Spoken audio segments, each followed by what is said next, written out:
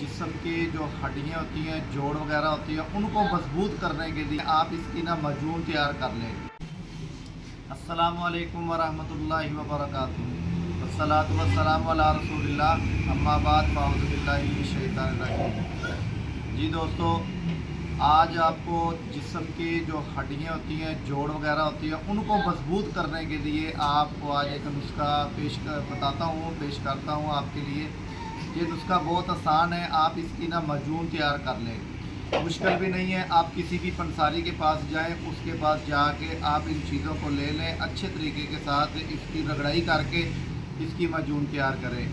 आपने क्या करना है, सबसे पहले आपने ले लेना है मुरब्बा आंवला बनारसी, वो आपने लेना 1 पाव।